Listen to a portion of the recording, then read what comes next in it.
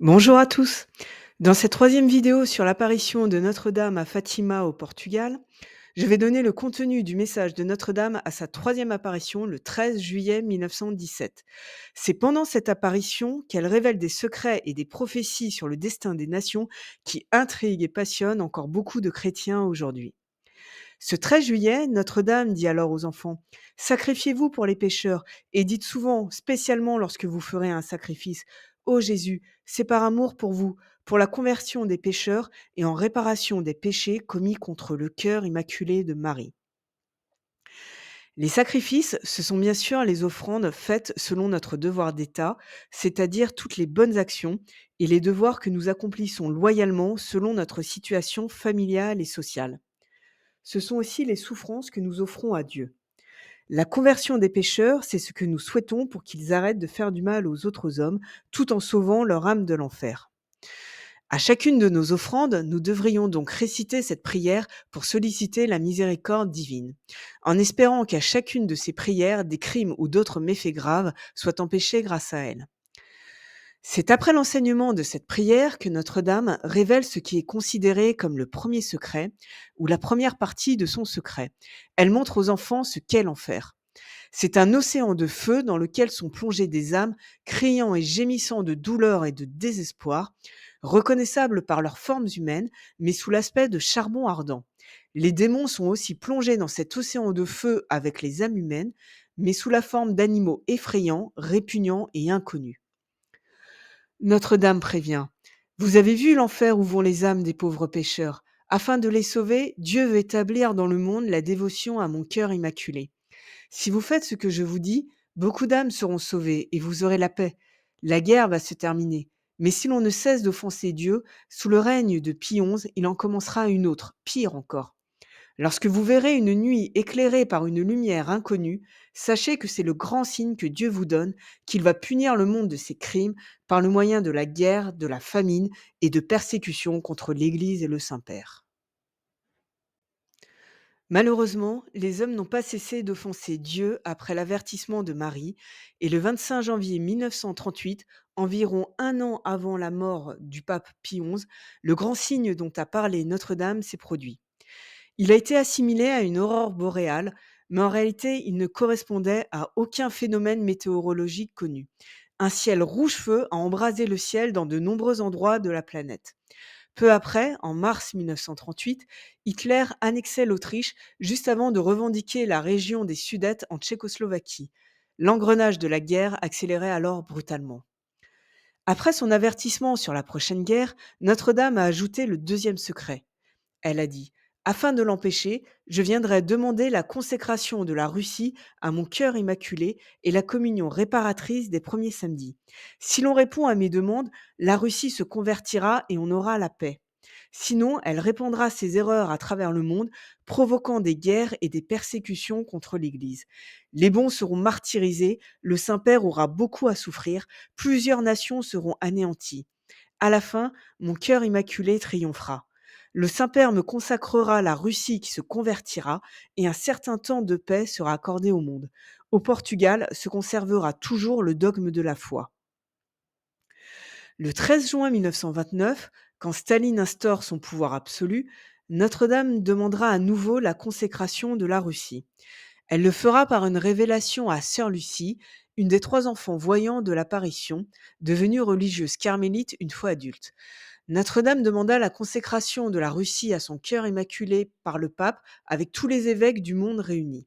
Sœur Lucie en parlera immédiatement à son confesseur qui lui-même relaiera la demande au Vatican et à l'évêque responsable de la commission d'enquête sur l'apparition de Fatima.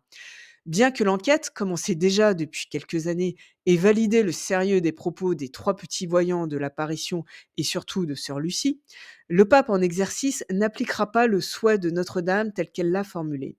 Ce n'est que le 31 octobre 1942 que le pape Pie XII, en pleine Seconde Guerre mondiale, consacrera le monde, l'Église et l'humanité au cœur immaculé de Marie.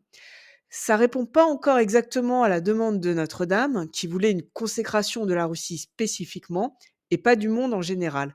Mais manifestement, l'instauration d'une consécration au cœur immaculé de Marie a suffi pour produire ses effets. À partir de cette date, le cours de la guerre s'infléchira subitement et l'Allemagne hitlérienne sera entraînée sur la pente de la défaite.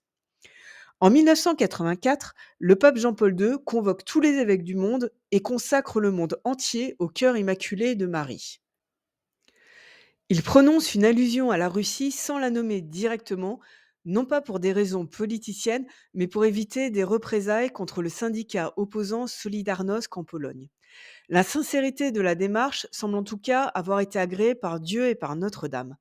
Car 5 ans après cette consécration, tous les régimes soviétiques s'effondraient en même temps dans des révolutions pacifiques. On connaît peu, et peut-être même pas du tout, de révolutions se déroulant sans combat ni massacre.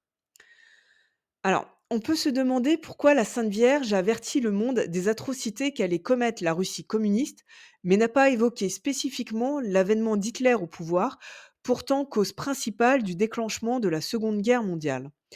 On peut supposer que c'est parce que les régimes communistes ont duré beaucoup plus longtemps que le totalitarisme nazi et ont par cela causé plus de morts, mais surtout beaucoup plus de persécutions contre l'Église. En plus, l'accession au pouvoir d'Hitler a été soutenue par le monde de la haute finance de l'époque qui voulait se servir d'Hitler pour combattre la Russie communiste de Staline. L'Allemagne nazie est donc en quelque sorte la conséquence de la Russie communiste.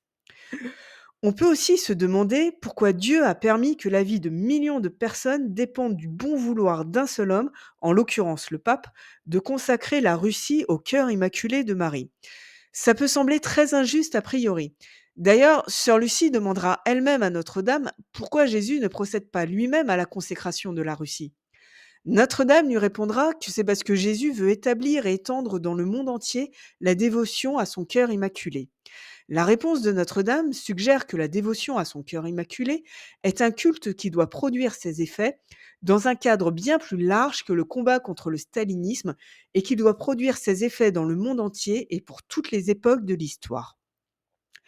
Marie possède déjà des titres glorieux tels que Reine de la paix, Reine du ciel, Reine des anges, Mère de l'Église, et ceci depuis bien longtemps. Le monde chrétien n'a pas attendu cette demande de Jésus au XXe siècle pour chanter les louanges de Marie. Alors pourquoi cette demande juste au moment d'une guerre mondiale? Pourquoi cette demande faite au moment précis où l'humanité possède les moyens technologiques de détruire le monde entier depuis l'essor scientifique et technique commencé au XIXe siècle? Pourquoi y a-t-il eu un nombre aussi important d'apparitions mariales à partir du XIXe siècle? Il est bien possible que la prophétie de saint Louis-Marie Grignon de Montfort, ce grand apôtre de Marie, soit en train de se réaliser à notre époque. Pour lui, Jésus est arrivé au monde par Marie et il doit revenir dans le monde également par Marie. Alors Jésus reviendra vraisemblablement en intervenant dans le cours de l'histoire humaine à travers Marie. La dévotion au cœur immaculé de Marie est la clé pour permettre au monde chrétien de survivre aux grandes destructions engendrées par Satan. Si le destin du monde a été suspendu à la volonté du pape et des évêques de se réunir pour faire cette consécration de la Russie, c'est sans doute parce que cette volonté était le révélateur, le catalyseur de la foi en Dieu de l'ensemble des hommes. Cette consécration de la Russie devait s'inscrire dans les règles fixées par Dieu pour l'action des forces spirituelles dans le monde. Si les hommes avaient suffisamment cru en Dieu, s'ils l'avaient suffisamment aimé, prié, et s'ils avaient appliqué ses commandements, alors l'Esprit Saint aurait inspiré les papes pour faire cette consécration comme demandé. Et cela malgré les risques diplomatiques. Et la soumission de la hiérarchie de l'Église au culte marial aurait alors ruisselé sur le monde chrétien, appelé aussi à pratiquer la dévotion au cœur immaculé de Marie. Cette dévotion, que respecte d'ailleurs une partie des catholiques pratiquants, déverse alors ses grâces sur l'humanité. Ces grâces, c'est-à-dire les faveurs de Dieu, sont sans doute en quelque sorte proportionnelles au nombre de ceux qui la pratiquent. Enfin, lors de cette troisième apparition, et d'après les révélations du Vatican en l'an 2000, Notre-Dame aurait révélé le troisième secret, en juillet 1917 donc. Il aurait été dévoilé par la vision d'un évêque vêtu de blanc que les enfants voyants auraient identifié comme étant le pape et qui finit assassiné par un groupe de soldats. La vision donnée aux enfants présente des événements tragiques avec des évêques, des prêtres et des laïcs assassinés dans une grande ville à moitié ruinée. Deux anges portent chacun à la main un arrosoir de cristal dans lequel ils recueillent le sang des martyrs dont ils irriguent les âmes qui s'approchent de Dieu. Cette prétendue révélation du troisième secret aurait été faite après des années de mise sous pression du Vatican. En effet, les papes qui se sont succédés ont obstinément refusé de révéler ce secret que Notre-Dame voulait dévoiler au monde au plus tard en 1960. Le secret pouvait être dévoilé avant si sœur Lucie, qui en était la dépositaire et qui l'avait écrit sur un document mis sous scellé, devait mourir avant cette date. En 1943, alors qu'elle est gravement malade, elle écrit le troisième secret dans une lettre archivée au Vatican jusqu'en 1960.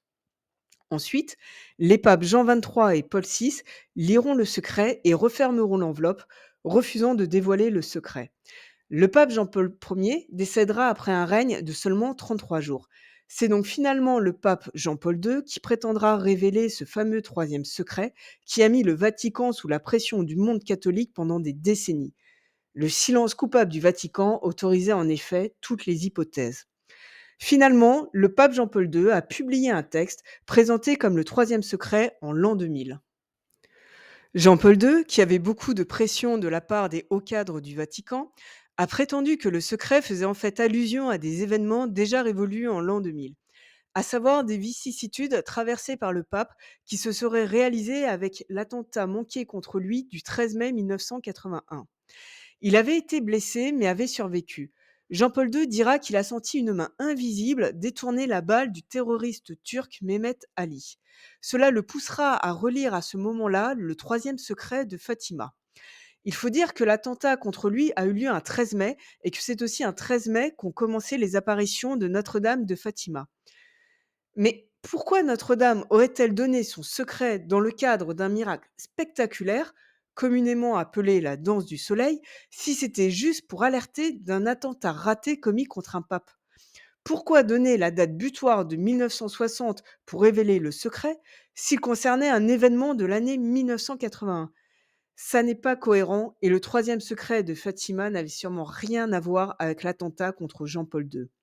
C'est la ferveur de la dévotion de Jean-Paul II pour la Vierge Marie qui l'a sans doute sauvé de l'attentat. Ou bien alors, c'est parce que des choses importantes lui restaient à accomplir pendant son pontificat, nécessitant qu'il reste en vie. Ce qui va nous intéresser dans la suite de l'histoire de Fatima, dans la prochaine vidéo de cette série, ce sont les derniers messages de Notre-Dame, et ce jusqu'au point d'orgue du fameux miracle de la danse du soleil. Merci de m'avoir écouté. N'hésitez pas à liker, diffuser cette information et pourquoi pas à nous rejoindre dans le monde non virtuel. Bonne journée et que Dieu vous bénisse.